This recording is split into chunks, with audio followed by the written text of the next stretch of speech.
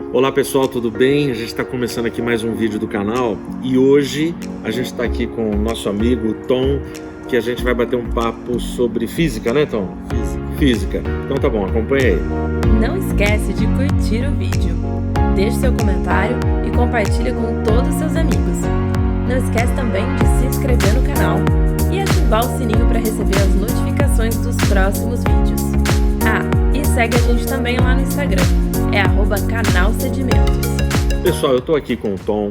Tom é um amigão nosso, pastor Tom, é físico, doutor em ciências, um cara que a gente aprendeu a amar pelo tempo que congregou aqui com a gente. E eu tô recebendo hoje o Tom aqui e tem algumas perguntas para fazer e explorar você um pouco. Tudo bem? Tudo bem. Então vamos lá. Bom, primeira pergunta, Tom. Sempre ouvimos falar sobre a perfeição referente ao equilíbrio do universo. E se esta perfeição for de alguma forma alterada, uma série de catástrofes acontecem no planeta. É isso mesmo? Explica isso pra gente. Primeiro, obrigado, pastor Edmilson, pelo convite aí. Estou muito feliz de poder participar do canal Sedimentos e poder conversar com vocês um pouco sobre isso. De maneira bastante objetiva, sim, a gente entende. É claro que a gente não vai falar do termo catástrofe da forma como a gente conhece popularmente, né? Quando a gente fala de uma catástrofe, a gente está falando de tsunami, um problema assim, não. A gente normalmente, quando fala do universo e seu equilíbrio, a gente percebe que pequenas alterações gerariam problemas sérios nesse equilíbrio, né? Então, dentre algumas teorias não evolucionistas ou naturalistas, uma das teorias que defendem a necessidade de um criador está a teoria do design inteligente, a TDI, conhecida como TDI. Um dos pontos principais, ou um dos pontos marcantes na teoria do design inteligente é o uso e a interpretação do que a gente chama de complexidade redutível. A complexidade redutível fala exatamente desses ajustes finos e que a gente percebe que o universo tem esses ajustes finos. Se eu mudar pequenas distâncias de um planeta para outro, a ação de certas forças, a posição de uma célula numa região, a posição de um átomo em outra região, tudo isso geraria uma mudança significativa ou completa no que diz respeito ao equilíbrio do universo. A gente tem um monte de fenômenos naturais que acontecem e que são essenciais para a existência de vida, que se não acontecessem daquela forma, a vida seria impossível. Então, para ser bem simples aqui num exemplo, se a gente aproximasse o Sol cerca de 5% ou distanciasse o Sol 2%, a vida seria impossível na Terra. Ou seja, uma pequena variação. Uma pequena variação é muito coloca tudo a perder. Muito definitiva. A gente pode olhando ainda para a questão do Sol. Os processos de fusão nuclear, que são os que geram energia dessa radiação que a gente recebe no planeta Terra, eles acontecem em situações bastante específicas. Não são todos os átomos de hidrogênio que se fundem, existem alguns gargalos, algumas complexidades irredutíveis que mostram que não são todos, e para que esse fenômeno aconteça tem uma característica muito específica. Então, do ponto de vista da ciência, a gente vai encontrar essas complexidades irredutíveis em todas as áreas da ciência. Na física, na química, na biologia, falhas ou mudanças muito pequenas impedem, por exemplo, a manutenção de vida no planeta. Então, isso é um fato. Dizer algo contra isso é uma crença, não é um fato. Então não é fake news. Não é fake news. Não é fake news. Mas deixa eu aproveitar e engatar uma segunda pergunta, que nem está no roteiro. Você falou do TDI. Né? E eu sou leigo no assunto, mas o que a gente lê é que existe um debate ferrenho. Sim. Então, no ambiente acadêmico, a TDI já conquistou lugar ao sol, ela é aceita. Como é que é? Como é que está hoje? Ela tem encontrado cada vez um pouco mais de espaço, porque a TDI, diferente do que alguns cientistas vão dizer, que não é uma ciência, é uma pseudociência, porque ela tem um lance de fé e tal, diferente do que se diz, não, ela não é uma pseudociência, ela não está interessada em provar a existência de Deus ou não, ela simplesmente indica que se você olhar para o produto, eu necessito de um design. E a gente mostra nesse processo, nesse caminho, que tem coerência em se esperar a presença de um design, de uma força maior, de um ser muito mais inteligente e fora do contexto da criação. Mais ou menos assim, eu vou falar de algo que, cara, não dá para comparar, não chega nem perto da complexidade do planeta e do ser humano. Esse muro de vidro aqui atrás. Uma explosão não colocaria essas colunas certinhas, Não. uma do lado da outra, espaçadinho, um vidro entraria. Não daria, né? É necessário um arquiteto, alguém que Tem que ter alguém que fez isso aqui. Alguém que fez isso para o desenho, a construção, a preparação.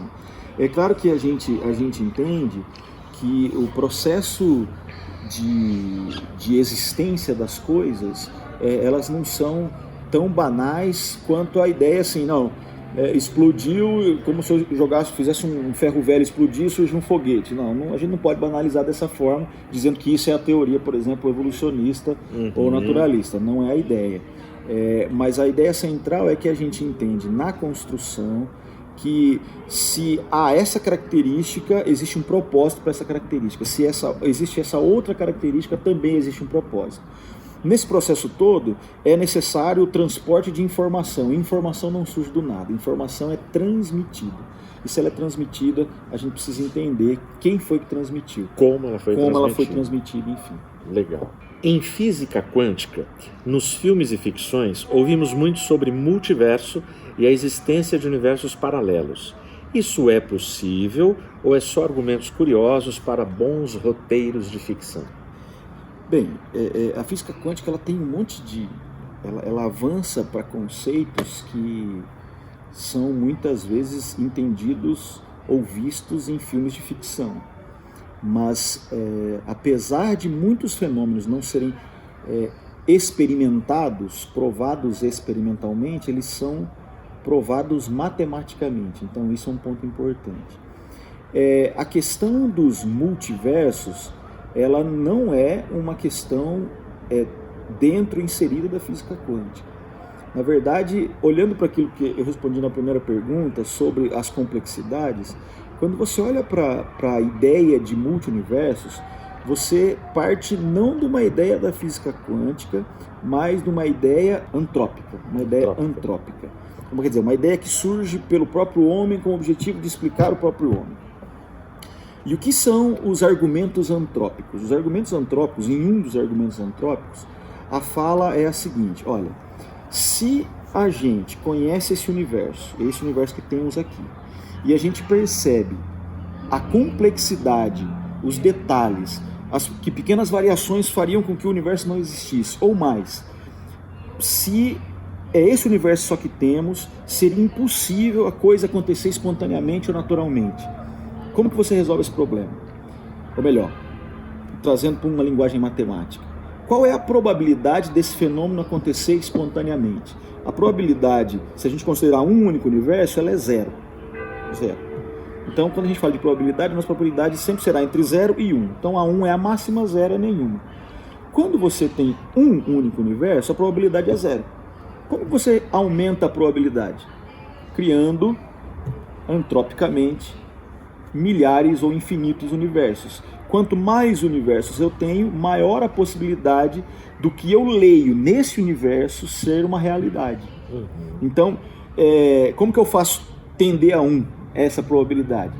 Criando ou dizendo que são possíveis a existência de infinitos universos. Isso nunca foi provado fisicamente, isso não faz parte da mecânica quântica, da física quântica. Existem princípios que, aí sim, o pessoal vai falar assim, não, um universo pode ser associado a outro através de buracos de minhoca. Buraco de minhoca é um fenômeno quântico, sim, é verdade. Ele é um fenômeno quântico na qual é o seguinte: se eu tenho que passar por uma barreira, então eu tenho que sair desse ponto e chegar aqui, existe uma barreira para eu chegar aqui. Se eu não tenho energia suficiente para passar por cima da barreira, por um fenômeno quântico chamado buraco de minhoca, ou tunelamento, para a gente ser mais correto, eu saio daqui e apareço do outro lado, como se eu tivesse passado pelo meio e não pulado por cima. Sim. Esse, por exemplo, um fenômeno de tunelamento clássico é, por exemplo, o decaimento de partículas alfa. O decaimento de partícula alfa acontece por tunelamento. Entendi. Então, é um fenômeno quântico, real, provado, testado, matematicamente coerente, mas não significa que a ideia de multiuniverso faça sentido. Não acredito, não defendo e não vejo quântica aplicada nesse contexto. Okay. É ficção. E como eu disse, é consequência mais de um pensamento, um argumento filosófico humano, para tentar entender que, não, se essa complexidade aqui, ou se esse negócio é tão difícil, então não pode ser assim, eu preciso ter mais universos para que isso seja uma possibilidade real. Mas como ficção é legal, né? É legal. Assistir aqueles filmes assim. Gravidade. Mas vamos lá. Física e fé são amigas ou inimigas? Depende. Do meu ponto de vista, a minha fé não briga com a minha ciência. Eu tive recentemente num debate, numa mesa redonda a respeito do assunto, em que colegas ateus defendiam que não tem como conectar uma com a outra, elas não podem andar lado a lado, é impossível. O meu argumento junto nesse processo de defesa, de fé, podemos dizer assim, foi de que a minha ciência nunca interferiu na minha fé. Quando eu escrevo um artigo científico, eu escrevo com base na minha ciência. Eu não preciso evocar a minha fé para escrever o meu artigo científico. No entanto, a minha fé continua existindo e sendo válida. Ela não é questionada nesse ponto. Uma coisa também que faz parte da minha vida, eu já falei isso para o senhor em outras oportunidades, cada vez que eu me aprofundava mais na minha ciência, mais eu acreditei em Deus. Então, a minha fé, ela se estabelece não por aquilo que sei, mas principalmente com aquilo que vivi, com a experiência que tenho com Deus e com a fé que eu adquiri nele, construí nele e alcancei por causa dele. Então, eu não vejo nenhum problema em associar uma coisa com a outra. É sim possível crer em Deus e ter a sua fé estabelecida, consciente, uma fé racional, como diz a Bíblia, e desenvolver a sua ciência secular, enfim. Hoje, na universidade, tanto os meus alunos quanto os meus colegas de trabalho sabem que eu sou um cientista e que tenho algumas qualidades nesse contexto de cientista, mas que também sou um pastor e tenho isso com um peso e um valor inestimável. Legal. E acho até que a Bíblia nos incentiva a isso, que é um texto comum para a gente, o povo da fé, crescer na graça e no conhecimento. Isso. Muita gente vai interpretar e limitar ali o conhecimento como conhecimento bíblico e tal, e eu acho que está correto, mas eu tenho para mim que o Espírito Santo não quis dizer só isso. Sim. O crescer na graça e no conhecimento, e para mim ali passa uma coisa assim de... é infinito. Nós nunca vamos conhecer tudo, e a nossa fé também nunca será uma fé, tá fechadinho, já estou na minha fé perfeita, se Deus quiser, sim. Se não aceitar minha fé desse jeito. Então, acho que o ser humano, Deus já nos criou com essa capacidade de crescer, de aprender mais. E acho que ele se alegra com que os seus filhos explorem e conheçam a criação dele. Eu costumo dizer assim, né, pastor? Para mim, para você, para qualquer pessoa que tenha fé na palavra de Deus, se a gente perguntar por que o céu é azul e a resposta for porque Deus quis, para nós é suficiente. Basta. A gente não precisa mais do que isso. Mas é muito interessante perceber que a sabedoria de Deus e a cor azul tem consequência de um monte de argumentos científicos. Na minha percepção, sempre aconteceu o seguinte: cada vez que eu descobri coisas tão complexas, bem que não é tão complexa a questão do céu azul, mas coisas mais complexas eu ficava na minha cabeça, mas Deus é mais inteligente do que eu pensava. E isso me faz querer conhecê-lo um pouco mais. A Bíblia também fala que a gente deve amar a Deus de todo o nosso corpo, nossa alma e de todo o nosso entendimento. Deus não quer fé cega. Eu entendo que Deus não espera de nós uma fé cega. Ele espera de nós uma fé consciente. Inteligente. Inteligente. Por que creio? Porque anseio por ele, porque ele faz parte da minha vida. Acho que é isso que ele espera da gente. Por que eu vivo em paz num mundo em guerra? Exatamente. Não é? Exatamente. Acho que é por aí. Pô, legal, Tom. Obrigado. Obrigado, viu, do tempo. Obrigado. Pessoal, continue acompanhando a gente no canal.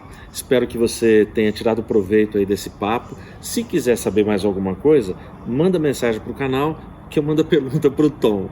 Beleza. Valeu, Deus abençoe. Até a próxima.